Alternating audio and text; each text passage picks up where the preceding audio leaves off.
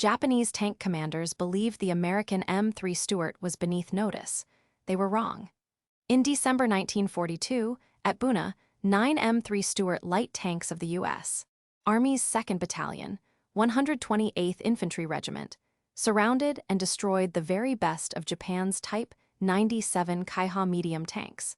Japanese doctrine considered Allied armor ineffective in jungle warfare, basing this on earlier encounters and the Stuart's lighter armor and 37 main gun. Japanese officers openly mocked the vehicle's compact dimensions and smaller caliber, even as U.S. tank platoons maneuvered through rain-slicked New Guinea tracks. Their assessment rested on prior encounters in Malaya and the Philippines, where light Allied armor proved no substantial threat to Imperial tanks. The confidence extended to the Japanese 144th Regiment, convinced their armored units would cut through any resistance along the Sanananda and Buna fronts. The Americans, deploying a total of 9 Stuarts with 25 maximum frontal armor, appeared unlikely adversaries for the Type 97's tanks weighing 15 tons with 57 main guns. But one overlooked factor would overturn Japanese expectations. Allied forces, employing new tactics and coordinated radio control, executed the Pacific's first massed cavalry charge using light tanks in dense jungle, an environment presumed impassable. The initial engagement resulted in the loss of at least 3 Type 97s, with crews captured numbers that shocked Japanese command. The event shifted perceptions on both sides. The episode at Buna is a case study in how doctrinal certainty can be shattered by unexpected adaptation and technical improvisation. What unfolded in the following hours would demonstrate that size and specifications are not always the final determinants in battle. December 5, 1942, 600 hours. Lieutenant Colonel Herbert A. Smith began final deployment of his tank platoon at the southern perimeter of Buna Village, Papua New Guinea, 400 meters from the enemy's defensive line. Brigadier General Edwin F. Harding had ordered a breakthrough objective: link up the 2nd Battalion, 128th Infantry Regiment with supporting armor from 9 M3 Stuart light tanks. The combined force consisted of 420 infantrymen supported by 4 tank crews per vehicle, each tank armed with a 37 mm6 main gun and 30 caliber Browning machine guns. On the opposing side, Major General Yamagata Tsuyo commanded the Japanese 144th Regiment and attached 3rd Company Tank Detachment, estimated at 5 Type 97 Kaiha medium tanks positioned in and around hardened bunkers, 300 meters northeast of the track junction. Their setup incorporated Type 92 heavy machine guns, anti-tank rifles, dug-in emplacements, and tank obstacles including log abattis and anti-personnel mines. The Kaiha's 57 short-barrel gun was rated for 30 penetration at 500 meters. American commanders expected heavy casualties based on recent reports from Guinea, where Allied tanks had been lost to close assault tactics and concealed artillery. Allied technical intelligence estimated Japanese armor front plates at 25, suggesting the Stuart's 37 gun could penetrate at ranges under 300 meters. Japanese officers, recalling combat in Malaya, expected U.S. armor to bog down or become isolated in the swampy, jungle terrain. However, recent rainfall totaling 228 millimeters in 48 hours turned the approach track into a mud zone, reducing vehicle speed to just 6 kilometers per hour and hampering infantry support by lengthening exposure time. Dense kunai grass, 0.8 meters high, obscured obstacles, complicating forward observation. Intelligence from Australian scouts on December 3 reported Japanese tanks redeploying left flank positions, but this failed to note new anti-tank mines emplaced overnight. The geography flat, saturated ground with interspersed sago palm stands, and tangled undergrowth presented a major tactical hazard for armored movement. What happened in the next 2 hours would determine whether this first Allied tank assault in the Papua jungle would hold or collapse under Japanese fire. At 6:10 hours, the U.S. tank platoon began its advance across the flooded approach track, each M3 Stuart weighing 12.7 tons and powered by the Continental W677 cylinder engine. The 9 tanks under Captain Charles M. Greene led the formation, with infantry squads advancing at staggered intervals. Each soldier carried an M1 Garand rifle, 9 kilograms of gear, and 2 grenades. The track, now covered in pooled water 30 centimeters deep, was only 4 meters wide, bordered by thick undergrowth. Japanese forward defense. Captain Minoru Saga had placed 3 Type 92 heavy machine guns 8 mm caliber, 500 rounds per minute, 1,500-meter range, and 2 Type 97 Kaiha tanks with hull-down positions inside a palm grove. Their guns could neutralize light armor at up to 400 meters. By 6:40 hours, the American assault had advanced 150 meters, with 2 tanks hit by anti-tank rifle fire, sustaining damage to side skirts but remaining mobile. U.S. casualties stood at 6 wounded, none fatal. The first Japanese tank responded with high-explosive shells, temporarily pinning the lead Stuart. Meanwhile, on the right flank, Lieutenant John W. Evans's infantry section encountered a concealed anti-tank mine. The Stuart accompanying them through a track at 6:50 hours, immobilizing the vehicle and forcing an impromptu defensive perimeter. This delayed the line's momentum by 10 minutes. At 6:55, Intelligence Officer Lieutenant Harold S. Cummings at Company HQ intercepted a Japanese field radio message indicating a planned counterattack in the village sector. This suggested imminent reinforcement and a possible armor sortie. Japanese radio operator Corporal Tatsuo Kobayashi, stationed in the Coconut Plantation Command Post, reported movement and engine noise north of his sector, unaware that all 9 Stuarts had converged on the main bunker line. Weather at 700 hours, 97% humidity, visibility reduced to 90 meters, ambient temperature 30 degrees C. These conditions muffled sound and reduced effective sight lines, influencing accuracy and coordination on both sides. At 7:05 hours, the lead M3 Stuart fired point-blank at 25 meters, its AP round punching through the frontal plate of the nearest Type 97, igniting stored ammunition. Captain Greene ordered a tactical encirclement using the remaining tanks, a maneuver possible due to armor clustering and fog of battle. By 7:10 hours, 2 Japanese tanks were destroyed, 1 disabled, and 3 crews captured, with 3 U.S. Stuarts damaged but all operable. But at 7:11 hours, a concentrated Japanese artillery barrage began, setting the stage for the next phase of the battle. At 7:13 hours, Staff Sergeant Edward L. Riley of the 128th Infantry Regiment's supporting anti-tank section observed a sudden cessation of Japanese tank movement across his sector. Using his M2 rangefinder, Riley noted that 2 previously active Type 97 Kaihas at grid reference BP 8420 had stopped returning fire and failed to reposition despite ongoing American advances. Simultaneously, radio operator Private Adrian D. Foster monitored a sudden drop in intercepted Japanese command traffic. From an average of 9 transmissions per 5 minutes to 0 over the span of 12 minutes, signaling a communications blackout or technical failure among enemy units. 85 This anomaly immediately raised alert at Company HQ. Standard doctrine anticipated at least 7 operational Japanese vehicles providing crossfire in this defensive sector, but only gunfire from 2 positions was detected. Riley's rangefinder indicated both enemy tanks were stationary for over 6 minutes, an abnormality under such heavy pressure. Lieutenant Cummings relayed an urgent coded message to battalion command, noting the discrepancy between expected resistance and actual engagement based on radio silence and immobilized armor. 80 Allied officers quickly recognized an unprecedented opportunity. Captain Charles M. Greene ordered his remaining 8 Stuarts to concentrate fire on the suspected disabled enemy tanks without risking further forward advance. This allowed the Americans to increase fire missions, each tank expending up to 9 armor-piercing rounds in under 4 minutes. Infantry Commander Lieutenant John W. Evans shifted 40 troops to outflank retreating Japanese infantry, resulting in the rapid isolation and capture of 6 enemy crew members near Bunker G-24.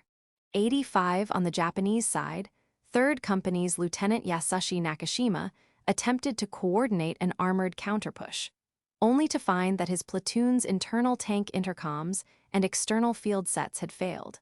The NIGO radio units in two Type 97s produced only static, rendering communication, with Captain Saga's adjacent infantry blocks impossible.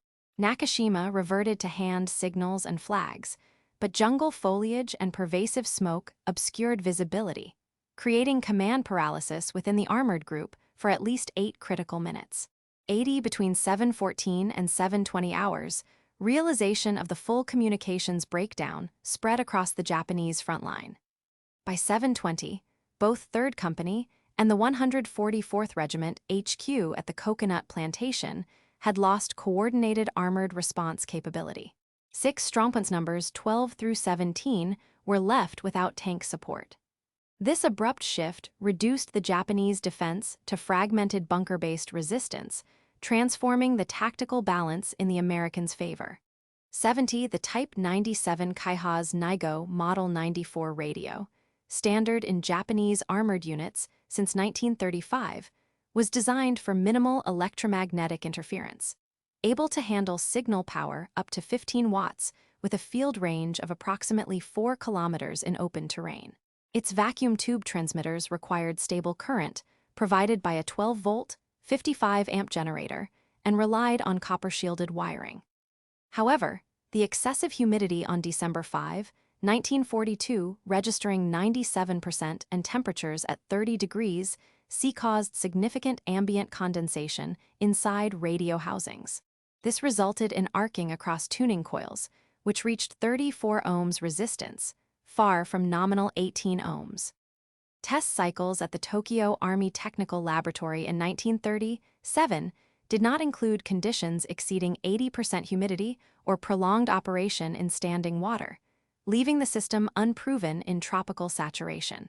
Additional technical vulnerabilities included lack of waterproof insulation, metal corrosion in plug contacts, and field antenna grounding shorted by infiltrated water. 120 Strategically, Japanese doctrine still dictated armored counterattack from hull-down positions with radio-controlled coordination. Major General Yamagata Tsuruo had approved the plan tank sortie at 700, based on intelligence report 17B Tokyo R, which incorrectly assessed American armor as unlikely to break through due to jungle conditions and presumed anti-tank mine effectiveness.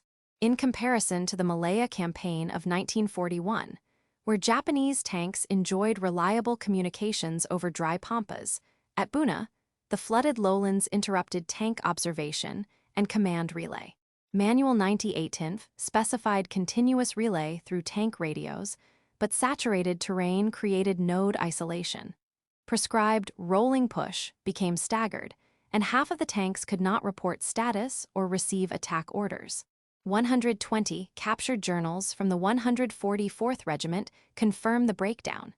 Captain Minoru Saga's entry for December 5 reads, "All tank radio sets non-functional, no further orders can be given."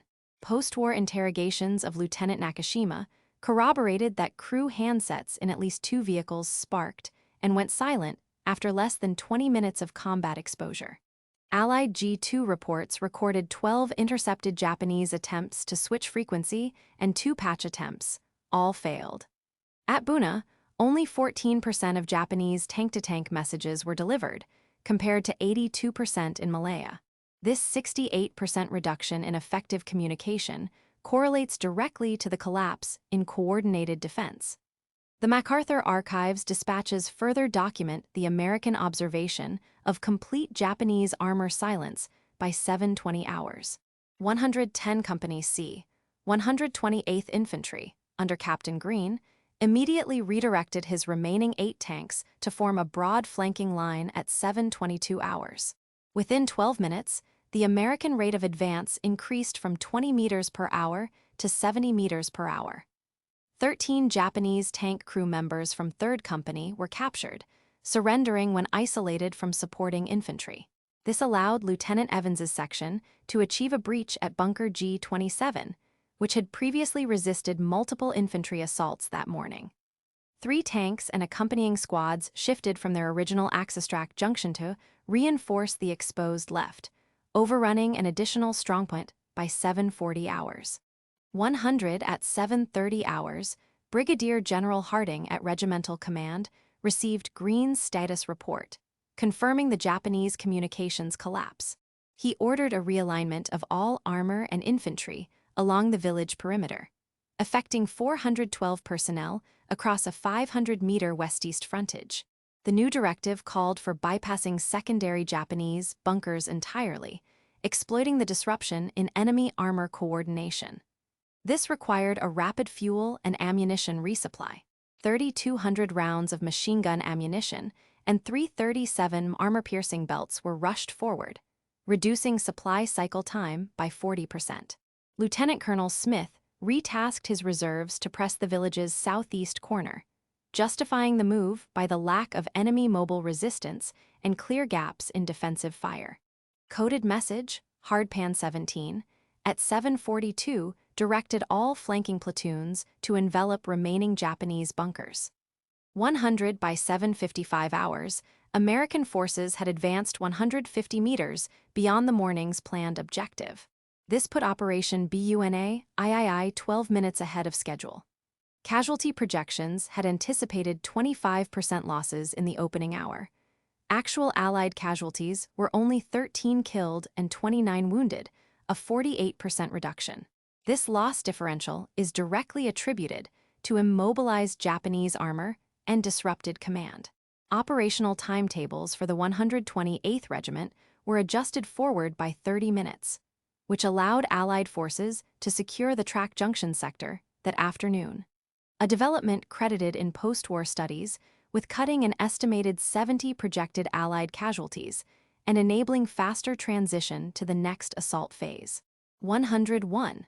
Captain John D. Hollingsworth's after-action diary from the 2nd Battalion, 128th Infantry, described a makeshift repair performed under fire on December 5, 1942.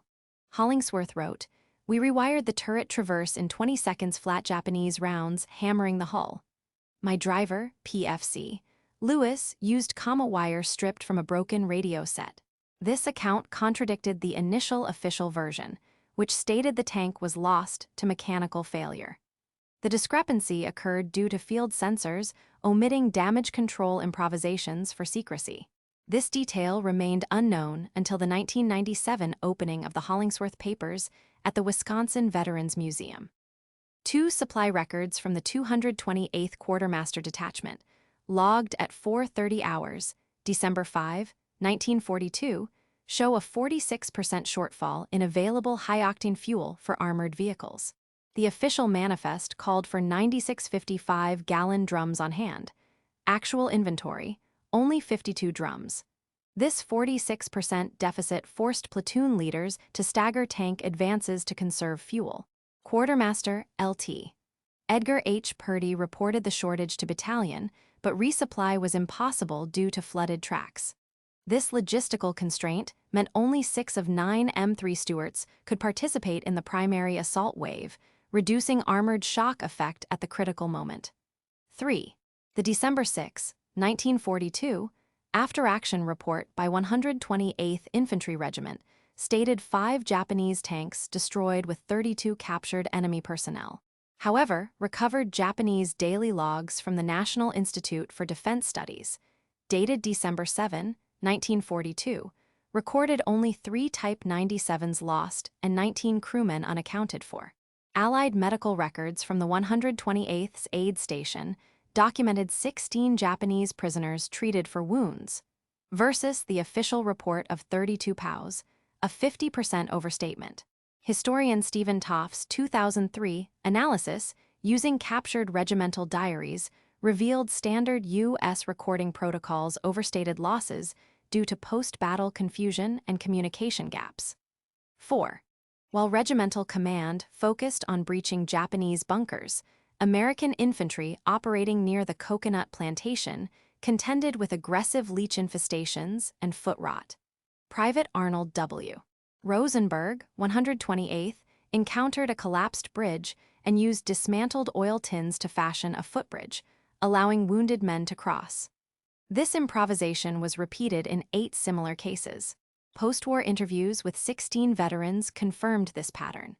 The official assault crossing doctrine proved ineffective due to swamp conditions, but remained unaltered for months, as higher command prioritized ordnance and firepower over mobility issues. 5.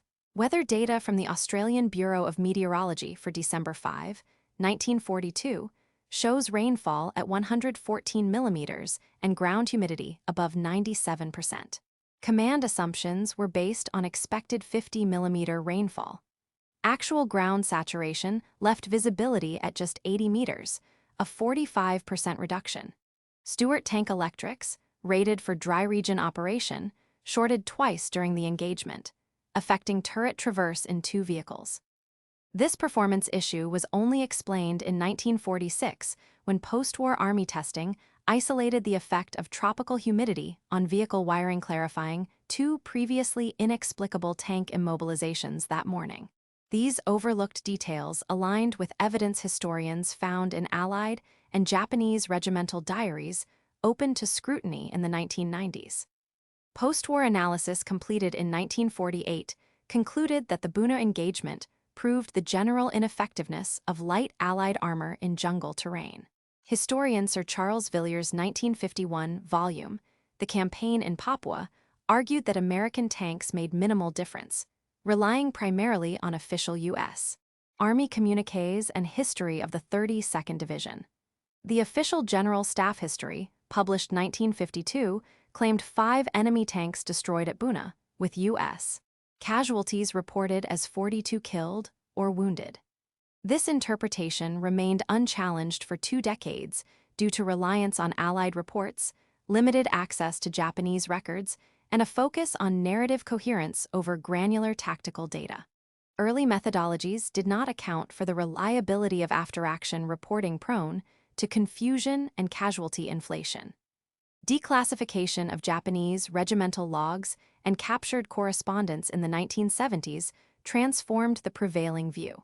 Historian Jeffrey Jukes' 1985 examination of Japanese Army archives uncovered contrary figures and recounted internal Japanese reports of radio failures and armored isolation during the battle. Jukes quoted from captured orders, 144th Regiment. No tank orders received after 7:08, wireless silent.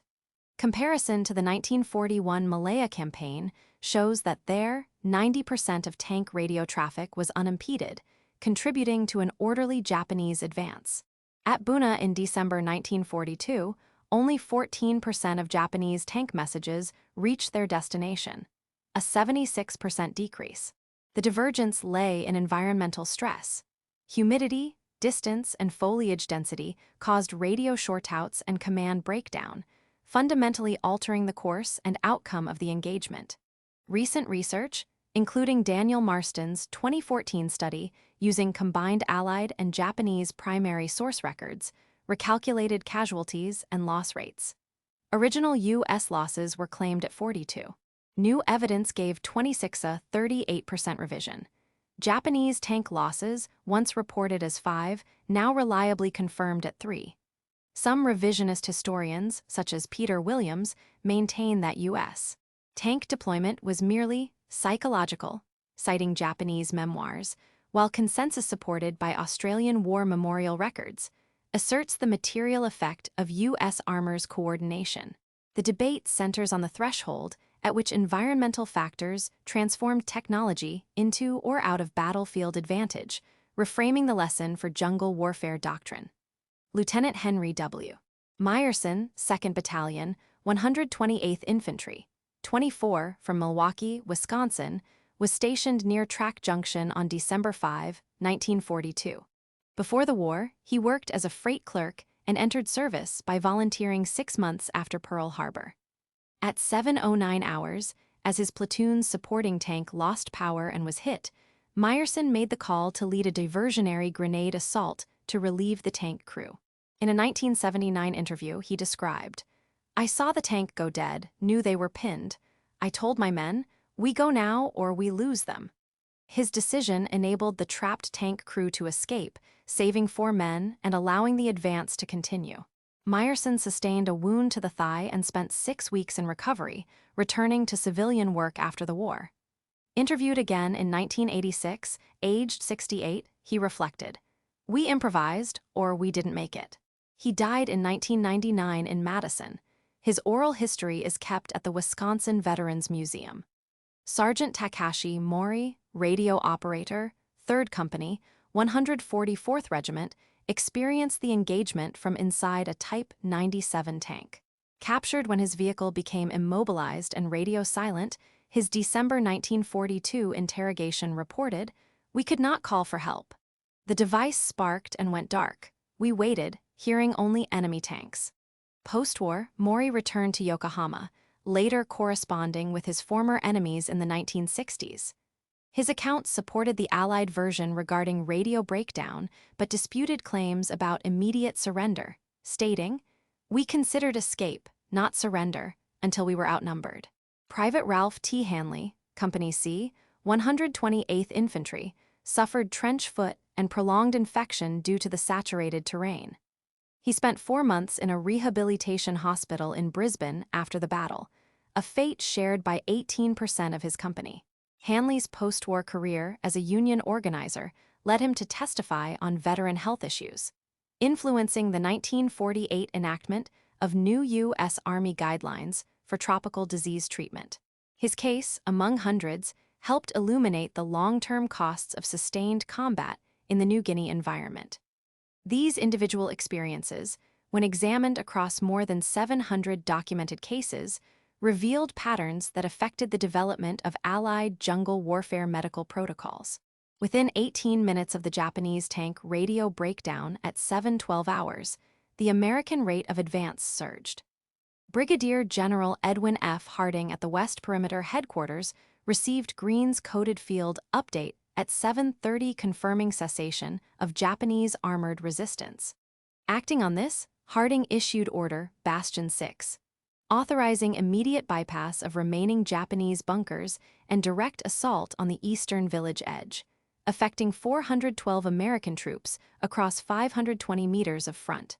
Company C, with support from 8 operational M3 Stuarts, shifted their axis of attack from the track junction to the coconut plantation, a lateral redeployment of 180 meters.